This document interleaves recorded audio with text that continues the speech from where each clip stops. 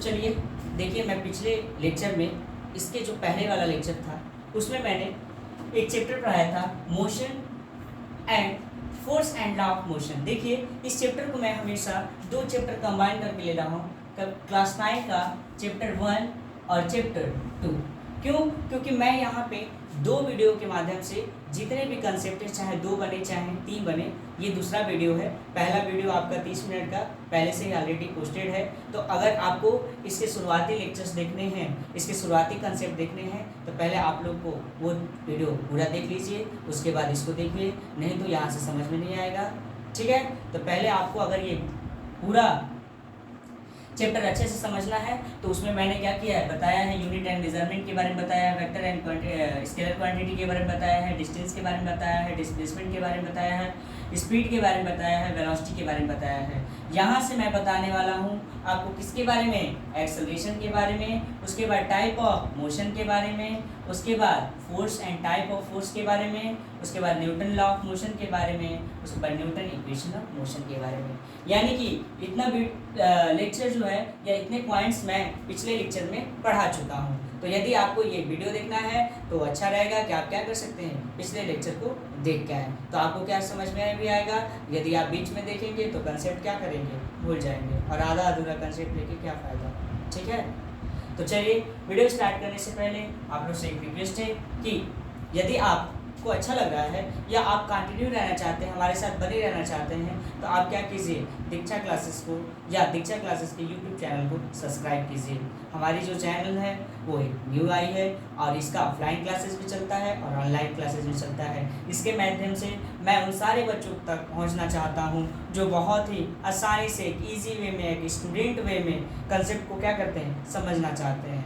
ठीक है, चलिए, तो मैंने इतने सारे पॉइंट्स डिस्कस करा लिए हैं। अब मैं डिस्कस करूंगा किसके बारे में, एक्सेलरेशन के बारे में। समझिए एक्सेलरेशन क्या होते हैं।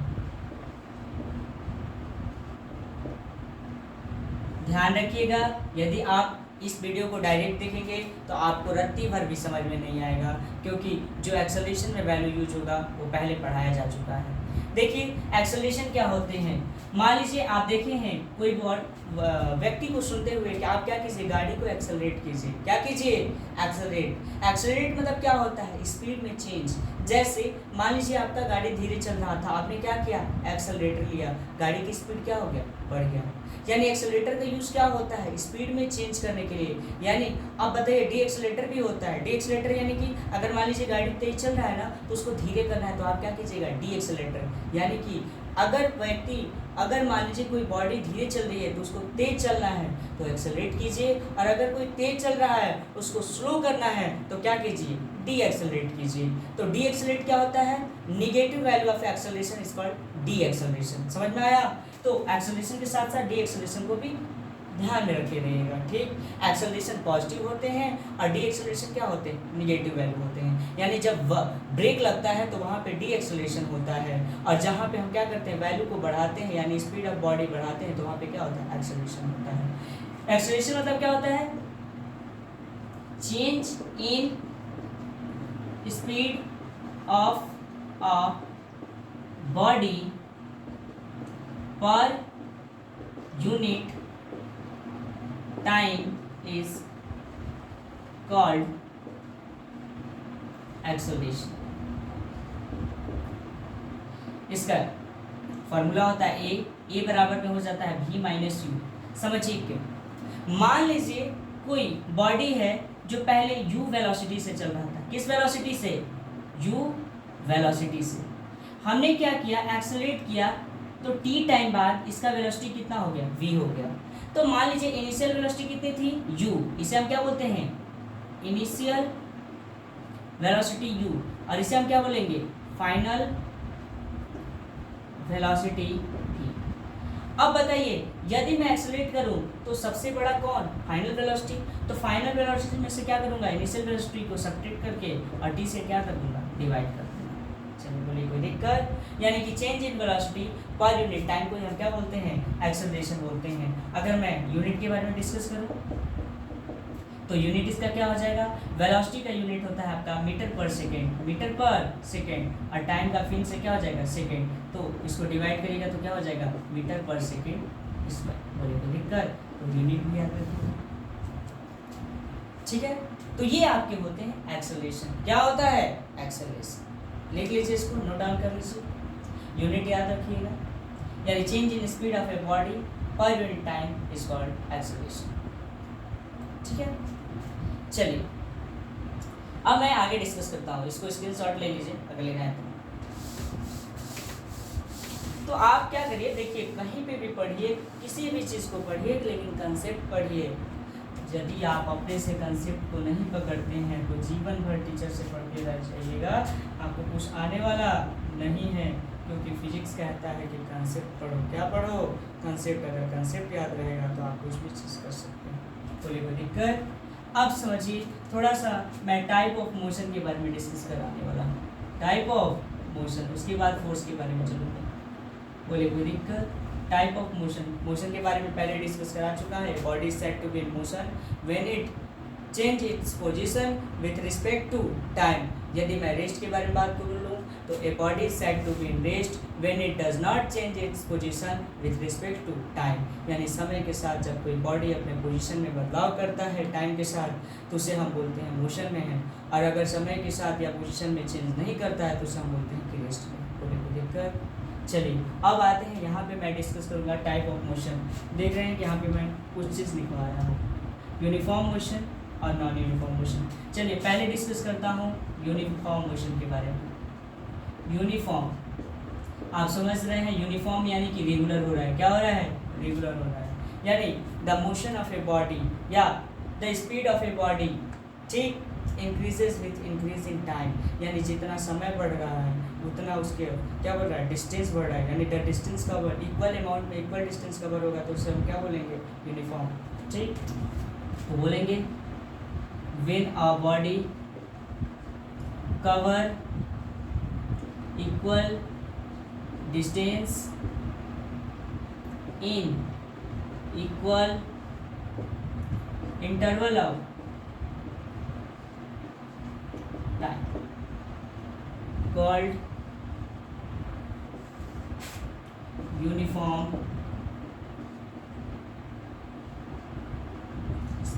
कोई दिक्कत, यदि कोई बॉडी कवर करती है equal distance in equal interval of time तो हम उसे क्या बोलेंगे, यूनिफॉर्म मोशन। जैसे फॉर एग्जांपल अगर ग्राफिकल मेथड से देखें तो ये मान लीजिए डिस्टेंस है और ये आपका क्या है, टाइम। चाहे इसी को टाइम ले लीजिए, इसको डिस्टेंस ले लीजिए, इसको टाइम और इसको डिस्टेंस के बीच में हम क्या करते हैं, ग्राफ बनाते हैं। समझिए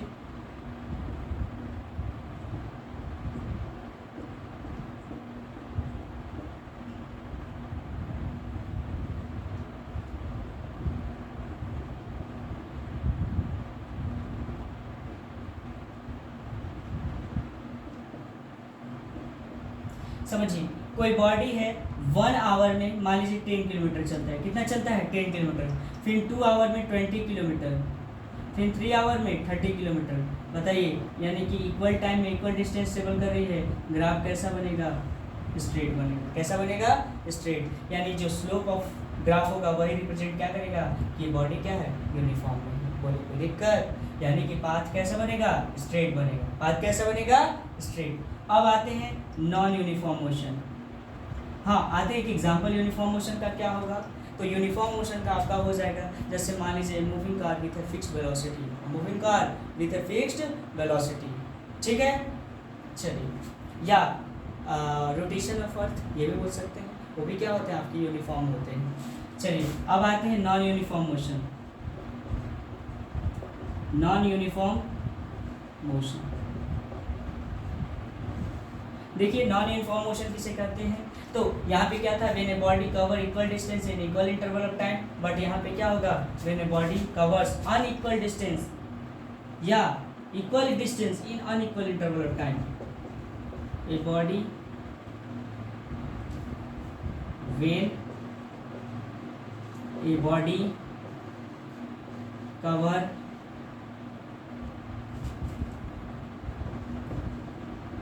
equal डिस्टेंस इन अनइक्वल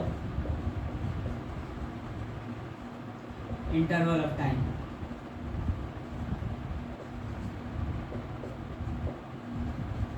बोलिए कोई दिक्कत? समझिए एग्जाम्पल के माध्यम से। जैसे यहाँ पे देखिए नॉन यूनिफॉर्म के बारे में ग्राफ बना रहा हूँ। जैसे आप ही मान लीजिए बाइक को चलाते हैं तो देखते हैं क्या होता है, अगर सड़क अच्छा मिलता है तो आप क्या करते हैं, थोड़े से समय में आप स्पीड को क्या कर लेते हैं, अच्छा प्राप्त कर लेते हैं। बट अगर मान लीजिए रोड क्या हो जाए, ख़राब मिल जाए, तो आप क्या करते हैं, स्पीड को स्लो कर देते हैं। तो आप तो खुद देख सकते हैं, उसमें कोई बड़ी बात नहीं है। चलिए मैं क्या करता हूँ, फिर टाइम और डिस्टेंस के बीच क्या करता हूँ, ग्राफ बनाता हूँ। ये मान लीजिए ओरिजिन है।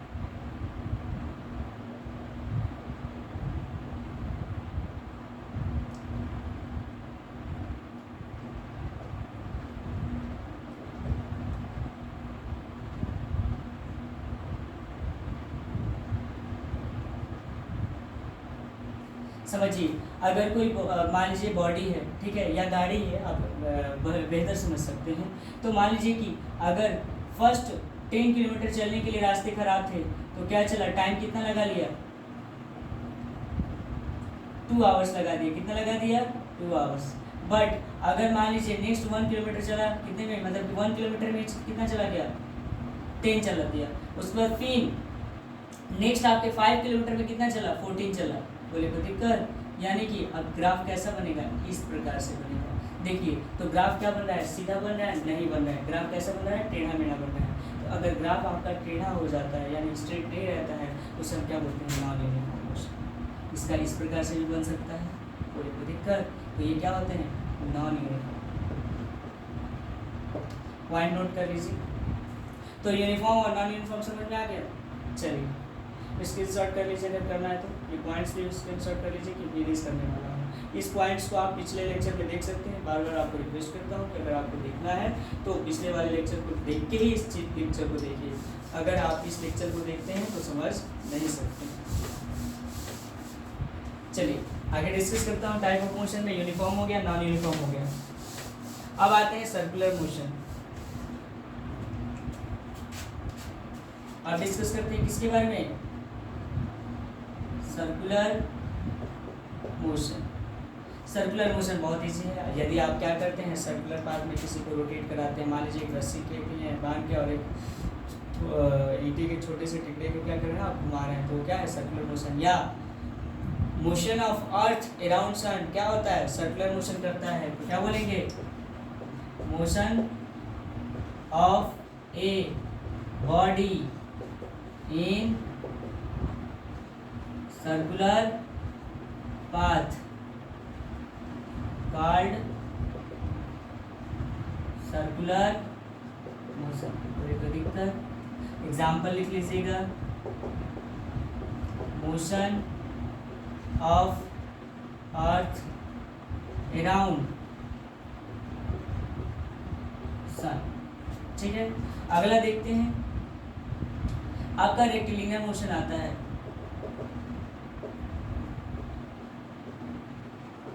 रेक्टिलिनियर मोशन क्या होता है, ध्यान से समझिए। तो लिखिएगा, motion of a body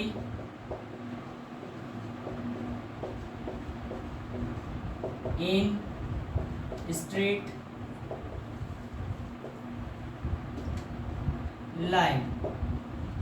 motion of a body in straight line, जैसे moving car in a road, on a road. Example क्या हो जाएगा, यानी कि एक स्ट्रेट लाइन में कोई अगर बॉडी मूव करती रहती है, जैसे आप सड़क पे देखते हैं ना गाड़ी चलते हुए, तो कौन सी मोशन है, रेक्टिलिनियर मोशन है। Moving car on road.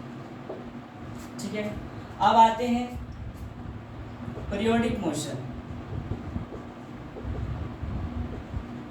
Periodic motion क्या होता है, आप घड़ी का सुई देखे हैं, घड़ी का सुई क्या करेगा, भले ही कैसे करिए, उसको कितना भी बड़ा घड़ी ले लीजिए चाहे छोटा घड़ी ले लीजिए, वो 24 आवर में या 12 आवर में क्या करता है, एक रोटेशन कंप्लीट ही करता है। यानी उसका क्या है, रोटेशन फिक्स है। रोटेशन क्या है, फिक्स है, यानी एक चक्कर लगाएगा ही लगाएगा, लेकिन कैसे, फिक्स टाइम है, यानी 12 आवर्स में। यानी कि motion of a body at fix interval of time, यानी क्या करें, फिर से रिपीट करें, उसे हम क्या बोलते हैं, पीरियोडिक मोशन। तो लिखेंगे motion of a body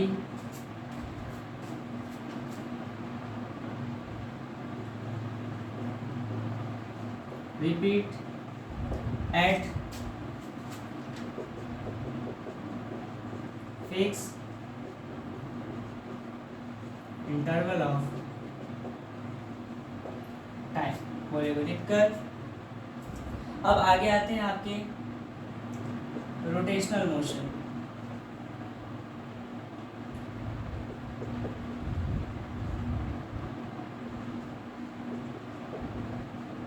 rotational motion क्या होता है, ठीक, तो देखिए रोटेशनल मोशन क्या होता है। अच्छा, ये वाला घड़ी वाला सुई हो जाएगा, ठीक है, या आपका अर्थ हो जाएगा, क्या करता है, सन के चारों तरफ फिर से अपने स्पीड मोशन को क्या करता रहता है, रिपीट करता रहता है फिक्स इंटरवल ऑफ टाइम के बाद। ठीक है, अब आगे देखिए रोटेशनल मोशन, तो इसे बोलेंगे मोशन ऑफ ए बॉडी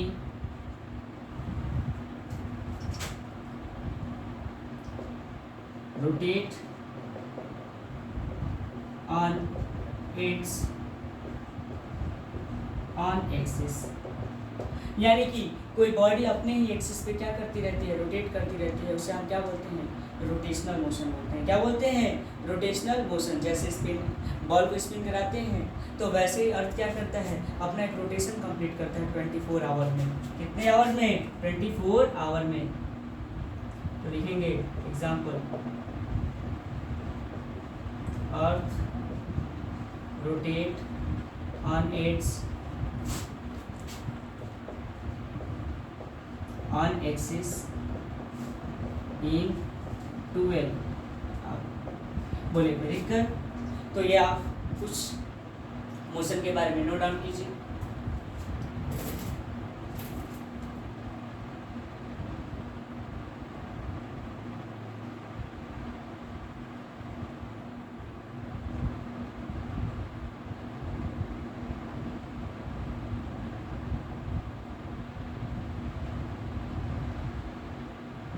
चलिए एक और डिस्कस कर लेते हैं आपके मोशन के बारे में, ऑसिलेटरी मोशन।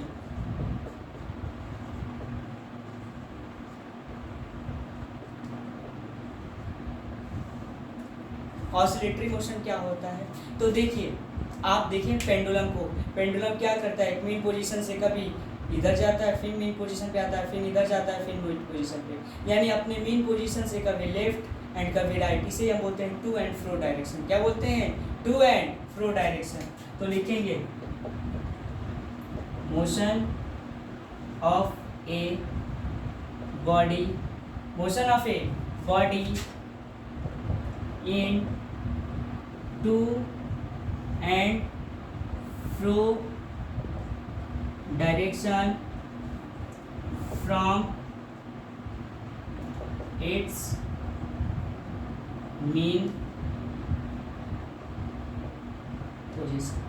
बोले कोई दिक्कत, motion of a body in to and fro direction from its mean position, यानी अपने मीन पोजीशन से क्या करें, पेंडुलम आप देखे हैं ना, जैसे देखिए ध्यान से, आप क्या करते हैं, रबर को स्ट्रिंग को ऐसे जब नचाते हैं तो ये क्या करता है, कभी नीचे कभी ऊपर, कभी नीचे कभी ऊपर करता है, उसे हम क्या बोलते हैं, ऑसिलेटरी मोशन कहते हैं। या घड़ी में आपका जो पेंडुलम होता है, घड़ी में आपका जो पेंडुलम होता है, मान लीजिए इसे बॉब, ये क्या करता है, कभी इधर जाएगा तो फिर कभी इधर, कभी इधर तो कभी इधर, अपने मेन पोजीशन पे कोई दिक्कत तो नोट डाउन कीजिए या स्क्रीनशॉट कर लीजिए। तो ये आपके क्या रहे, कुछ मोशन है, जिगजैग मोशन होता है जो बैक्टीरिया आपका करता है, क्या करता है, बैक्टीरिया करता है जिगजैग मोशन। तो उन सब के बारे में नहीं नोट करना है, इतना ही काफ़ी है आपका, इतना भी नहीं दिया है, ठीक है। चलिए अब नाउ डिस्कस अबाउट फोर्स। अब हम किसके बारे में डिस्कस करेंगे, फोर्स के बारे में, उसके बाद न्यूटन के मोशन के बारे में डिस्कस करेंगे। चलिए फोर्स क्या होते हैं ध्यान से समझिए।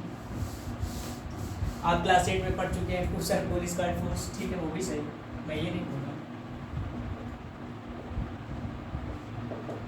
फोर्स एक बराबर में होता है। फोर्स को आप बहुत सारे चीज बोल सकते हैं, या बोल सकते हैं change in momentum, change in momentum, change in momentum, या the product of mass and acceleration,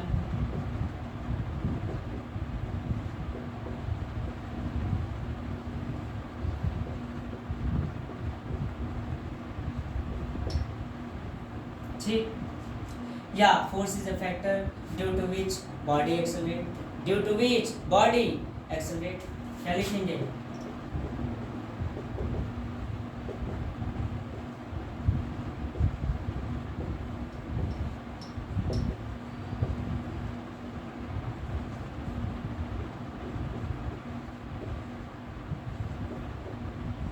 दिक्कत तो या ये बोलिए या ये बोलिए या ये बोलिए, तो कुछ भी अपने हिसाब से बोल सकते हैं, ठीक है। वेट वाला भी सही है। चलिए अगर मैं यूनिट की बात करूं तो मास का यूनिट होता है केजी और एक्सेलरेशन का यूनिट होता है मीटर पर सेकेंड स्क्वायर। इन सभी को मिलाकर बोला जाता है न्यूटन। क्या बोला जाता है? न्यूटन।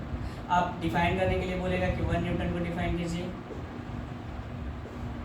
तो लिखिएगा वेन, क्या बोलेगा? When 1 kg mass, 1 kg mass accelerate with 1 meter per second square, then we said, हम कहते हैं क्या? that force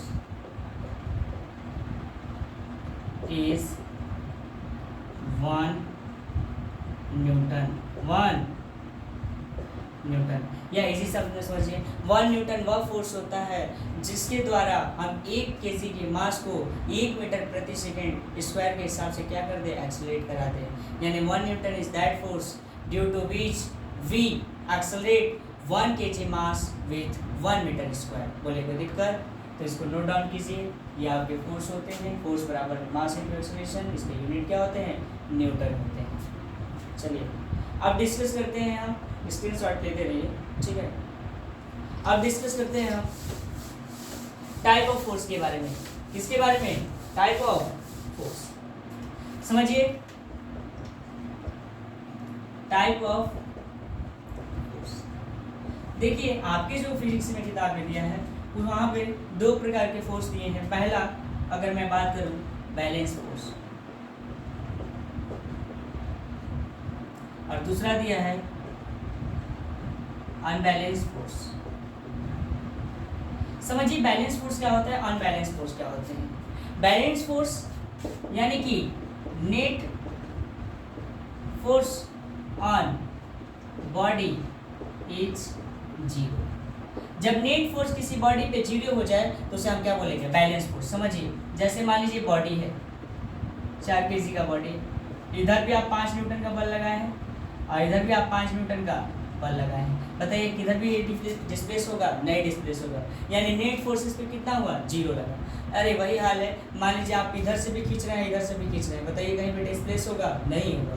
यानी बराबर बराबर अगर आप फोर्स लगाएंगे यानी कि इक्वल अमाउंट ऑफ फोर्स लगाएंगे 2 डायरेक्शंस में, तो नेट फोर्स कितना होगा? वहाँ पे 0 होगा, और उसे हम क्या बोलते हैं? बैलेंस्ड। यानी कि क्या, अब यहाँ से एक प्रश्न आता है कि क्या बैलेंस फोर्स में हम किसी बॉडी को मोशन में ला सकते हैं? तो कभी नहीं। यानी कि अगर किसी बॉडी को हमको मोशन में लाना है तो हमको क्या करना पड़ेगा? वहाँ पे कुछ नेट फोर्स 0 नहीं होना चाहिए। यानी वो फोर्स कौन सा होना चाहिए? Unbalance force. यानी अनबैलेंस फोर्स किसे बोलेंगे? नेट फोर्स इज नॉट 0, जिसमें नेट फोर्स 0 ना हो। जैसे एग्जांपल समझिए, ये मान लीजिए 4 kg की ऑब्जेक्ट है, इधर से मैंने 6 न्यूटन का फोर्स लगाया और इधर से 2 न्यूटन का। ऑब्जेक्ट किधर की तरफ डिस्प्लेस होगा? इधर की तरफ डिस्प्लेस होगा। इधर की तरफ 2 न्यूटन वाले बल की तरफ। यानी यहाँ पे नेट फोर्स इस पर कितना लगा? 4 न्यूटन बोले कोई दिक्कत, यानी नेट फोर्स जीरो ना हो उसे हम क्या बोलते हैं, आपके अनबैलेंस फोर्स, बोले कोई दिक्कत। और इसी के माध्यम से हम क्या कर सकते हैं, किसी भी चीज़ को मोशन में ला सकते हैं। अब आते हैं कॉन्टैक्ट फोर्स, और एक होता है नॉन कॉन्टैक्ट फोर्स। समझिए इसमें क्या होता है।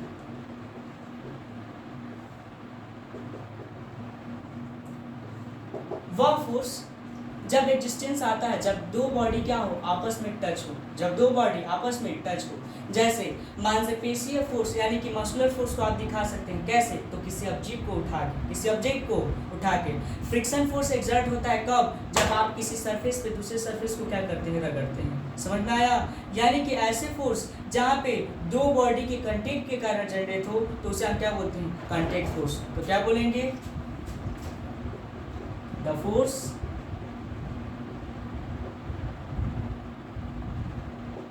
that generate due to contact of two body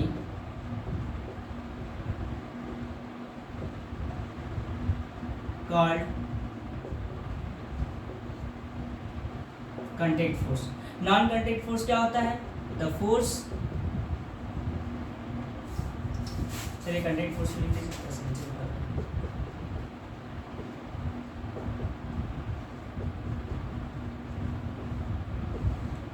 non contact force क्या होगा, द फोर्स दैट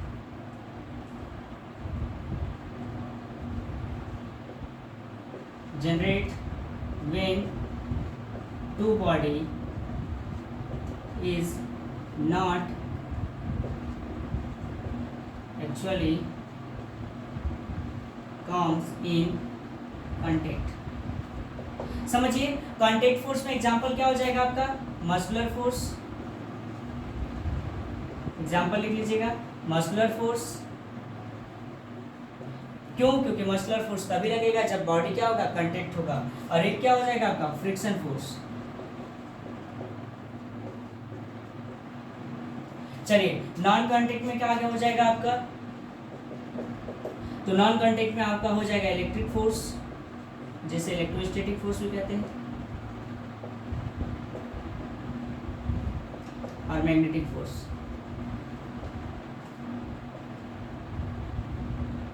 बोले दिक्कत, यानी कि ये फोर्स वो होते हैं जब कांटेक्ट की जरूरत ना हो, यानी कि अगर मान लीजिए कोई चार्ज बॉडी यहाँ पे, कोई चार्ज बॉडी यहाँ पे रख दीजिए, तो उन दोनों के बीच में क्या लगता है, फोर्स लगता है। या किसी मास m1 को और किसी मास m2 को r दूरी पे रख दीजिए, तो वहाँ पे क्या लगता है, फोर्स लगता है। उसे हम क्या बोलेंगे, नॉन कांटेक्ट फोर्स। बोले दिक्कत, तो नोट डाउन कीजिए।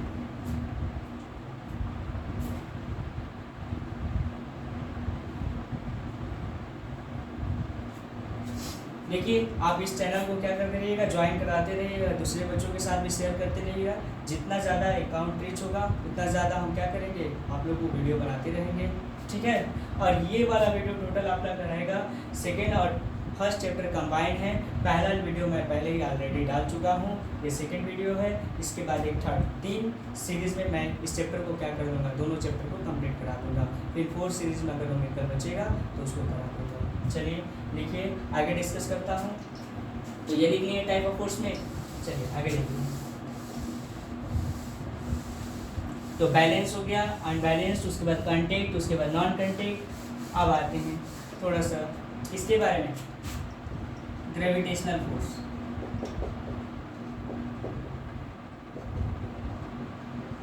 देखिए इसके बारे में किसने बताया था, न्यूटन ने बताया था। किसने बताया था, न्यूटन ने बताया था कि जब दो मास m1 और m2 को r दूरी पे सेपरेट करते हैं तो इनके बीच में क्या लगेगा, एक फोर्स लगेगा, जो आप थर्ड चैप्टर ग्रेविटेशन है ना उसमें पढ़ेंगे। तो r डिस्टेंस के बीच में रखेंगे तो ये क्या लगेगा, फोर्स। और ये फोर्स होता है डायरेक्टली प्रोपोर्शनल टू उसके प्रोडक्ट ऑफ मास और इनवर्सली प्रोपोर्शनल टू उसके square of distance between them. हम क्या करते हैं, इसको पहला और इसको दूसरा ले लेते हैं, कोई दिक्कत, और दोनों को कंबाइन करते हैं। तो F is directly proportional to m1 m2 upon में यहाँ पे क्या हो जाएगा, r स्क्वायर। बोले कोई दिक्कत, यहाँ से हम क्या करेंगे, डायरेक्टली प्रोपोर्शनल को हटाते हैं तो ग्रेविटेशनल कांस्टेंट का यूज़ करते हैं। m1 m2 अपान में r इसको लिख कर नोट डाउन कीजिए, जहाँ पे g बराबर कितना होता है 6.67 इंटू 10 का पावर माइनस, नोट डाउन कर लीजिए। ग्रेविटेशनल फोर्स क्या होता है, तो the force acted between two mass, the force acted between two mass, ये यूनिवर्सल फोर्स होता है। यूनिवर्सल फोर्स इसलिए बोलते हैं क्योंकि ये पूरे यूनिवर्स में एग्जिस्ट करता है। बोले को दिक्कत, चलिए नोट डाउन कीजिए इसको। इसको किसने बताया था, तो गिवन बाय न्यूटन। पूरा ग्रेविटेशन इसी पे है आपका, वैसे वाला कहानी। देखिए ज्ञान क्या है, ज्ञान आपको कहीं से मिल सकता है। ज्ञान आप किताबी भाषा समझ रहे हैं कि किताब भाषा से, किताब में जो लिखा होगा उसे सब क्या करेंगे, पढ़ के ज्ञान कर लेंगे, ज्ञानी बन जाएंगे, ऐसा बात नहीं है।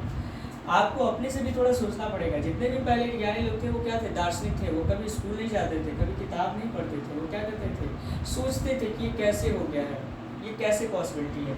चलिए देखिए आगे, देखिए आगे एक और फोर्स के बारे में डिस्कस करते हैं, नोट डाउन करते रहिएगा, ठीक है। इलेक्ट्रोस्टैटिक फोर्स, हो सकता है आप बोलेंगे किसी को कॉपी करके सब बनाया गया है इसके बारे में। इलेक्ट्रोस्टैटिक फोर्स इसको दिया गया था गुलाम के द्वारा, गिवन बाय गुलाम, जिन्होंने चार्ज का क्या किया था, खोज किया था। आप कहेंगे कि सर ये तो कॉपी कर दिए थे न्यूटन का, आप कह सकते हैं। इन्होंने क्या कहा था, the force between two charge. अच्छा एक बात याद रखिएगा, जो ग्रेविटेशन फोर्स होता है वो हमेशा अट्रैक्टिव होता है, यानी कि दो मास आपस में अट्रैक्ट ही करेगा, कभी रिपल्सन नहीं करेगा। लेकिन ये जो इलेक्ट्रोस्टैटिक फोर्स होता है ये क्या करते हैं, रिपल्सन भी करते हैं। अगर प्लस और माइनस मिला तो ये क्या करेगा, अट्रैक्ट करेगा। क्या करेगा, अट्रैक्ट। लेकिन अगर प्लस और प्लस मिल गया तो दोनों क्या करेंगे, रिपेल करेंगे, यानी दूर दूर देखना चाहिए। तो किसके द्वारा किया गया था, given by Coulomb's, force between two charges. देखिए कैसे, तो इन्होंने बताया था कि देखिए यदि हम दो चार्जेस Q1 और Q2 को r डिस्टेंस पे रख दें तो इनके बीच में एक फोर्स लगेगा, F इक्वल टू क्या हो जाता है, directly proportional to Q1 Q2। बोले ना कि आप लोग को लगेगा कि ये क्या है, न्यूटन के द्वारा किया गया है। और F is inversely proportional to 1/r²। यहाँ से दोनों को कंबाइन कर लीजिएगा, दोनों को क्या कर लीजिएगा, कंबाइन कर लीजिएगा, यानी F इक्वल टू क्या हो जाएगा, directly proportional to Q1 Q2 अपान में r²। बोले कोई दिक्कत, यहाँ से डायरेक्टली प्रोपोर्शनल को हटाने के लिए कांस्टेंट का यूज़ कीजिएगा। F इक्वल टू क्या हो जाएगा, 1/4πε0 Q1 Q2 अपान में r²। तो यहाँ से क्या आ जाएगा आपका, F बराबर में Q1 Q2 sorry 1/4πε0 Q1 Q2 अपान में r²। ये हो जाएगा। यहाँ से ε0 का वैल्यू होता है, नोट कर लीजिए 8.85 इंटू 10 का पावर -2, और 1/4πε0 का वैल्यू होता है 9 इंटू 10 का पावर 9। लिख लीजिए, कांस्टेंट वैल्यू ये याद करना पड़ता है, ठीक। तो ये आपके थे इलेक्ट्रोस्टैटिक फोर्स के बारे में। किसके बारे में, इलेक्ट्रोस्टैटिक फोर्स। नोट डाउन कीजिए जल्दी जल्दी, चलिए नोट डाउन कर लिए। तो electrostatic force, the force acted between two charges given by Coulomb's, Coulomb's के द्वारा दिया गया था। कूलम्ब्स ने बताया था कि यदि दो चार्ज Q1 Q2 को r दूरी पे रखेंगे, r डिस्टेंस पे सेपरेट करेंगे तो उनके बीच में फोर्स लगता है। वो फोर्स अट्रैक्टिव भी होता है और रिपल्सिव भी होता है। जो फोर्स होता है वो डायरेक्टली प्रोपोर्शनल होता है magnitude of charge and inversely proportional होता है distance square of distance between them. इनको कंबाइन करेंगे, F इक्वल टू क्या हो जाएगा, कांस्टेंट का वैल्यू यूज करते हैं, कांस्टेंट का वैल्यू ε0 को याद कर लीजिएगा, उसके बाद 1/4 ε0 ठीक है। चलिए आगे डिस्कस करते हैं। ये आप लोगों को पढ़ते जाना, 11th में भी मिलेगा, ऐसा मत सोचिएगा कि 9th में पढ़ लिया तो उसके बाद नहीं मिलेगा। और ये ऐसे भी 9th में भी ग्रेविटेशन में आएगा, ठीक है।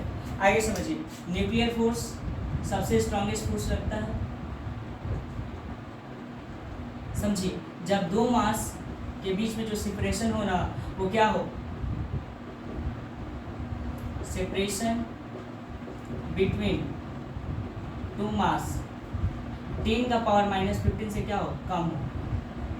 तब वहाँ पे जो फोर्स लगता है वो क्या लगता है आपका न्यूक्लियर फोर्स लगता है। हम जानते हैं कि एक एटम होता है, एटम के बीच क्या है आपका न्यूक्लियस है, न्यूक्लियस में क्या होता है प्रोटॉन प्लस न्यूट्रॉन, मास बहुत ज़्यादा होता है। ये क्या करता है सभी एटम के इलेक्ट्रॉनों को क्या करता है होल्ड करने का काम करता है एक स्ट्रॉन्ग फोर्स के द्वारा। समझ में आया। और इसी से क्या बनता है एक एटम का स्ट्रक्चर बनता है। अगर ये नहीं रहता तो सारे इलेक्ट्रॉन क्या रहते हैं दूर दूर दूर दूर घूमते रहते हैं। बोले कोई दिक्कत। तो ये होता है आपका न्यूक्लियर फोर्स। न्यूक्लियर फोर्स भी एक मास के बीच में ही लगने वाला फोर्स है, लेकिन मास के बीच का डिस्टेंस कितना हो 10⁻⁻15 मीटर से क्या हो लेस हो। 10⁻⁻15 मीटर से ज़्यादा रहेगा तो वहाँ पे ग्रेविटेशनल फोर्स लगेगा, और जब डिस्टेंस क्या हो जाएगा 10⁻⁻15 मीटर से कम हो जाएगा तो वहाँ पे क्या लगेगा न्यूक्लियर फोर्स लगेगा। चलिए एक डिस्कस और करते हैं फ्रिक्शन फोर्स।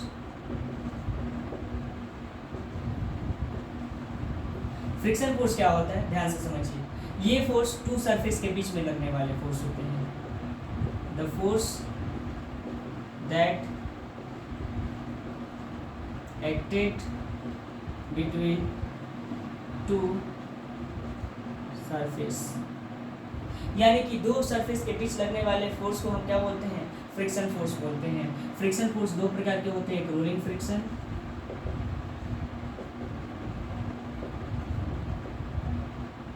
और एक होता है स्टैटिक फ्रिक्शन। समझिए रोलिंग फ्रिक्शन क्या होता है। जब एक मान लीजिए मूविंग कार सड़क पे चलती है तो सड़क और टायर के बीच क्या लगता है फोर्स लगता है, यानी friction due to moving body is called rolling friction. और मान लीजिए कोई स्टैटिक फ्रिक्शन यानी कोई बॉडी रेस्ट में है तो वहाँ पे कौन सा फ्रिक्शन लगता है स्टैटिक फ्रिक्शन लगता है। चलिए तो इस प्रकार से आप क्या करेंगे इसके कंसेप्ट को पढ़ लेंगे। एक और आपका लेक्चर होगा जिसे हमें क्या करना है इसके बारे में समझाना है। चलिए नोट डाउन कर लीजिए।